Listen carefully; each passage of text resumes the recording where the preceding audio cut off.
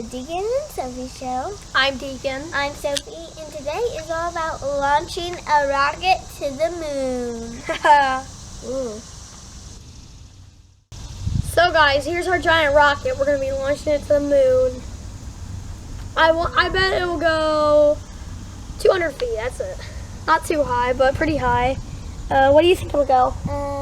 5 feet. 5 feet, okay. It's about 5 inches tall.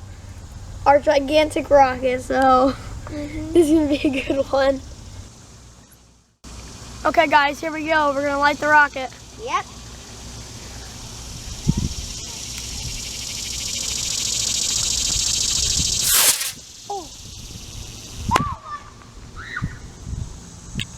Well, that was really short. Yeah, that was really cool, guys. It had to have gone 100 feet. It wasn't supposed to explode. I don't know if you guys heard it, but it did explode. It exploded, but that was really awesome. It's the end of that rocket. It is. Make sure to like and subscribe and hit the notification so you never miss out on any of our videos like these. And we'll see you in the next one. Bye. Meow, rocket meow. Airplane meow, meow, meow, just a normal meow. Meow, bye.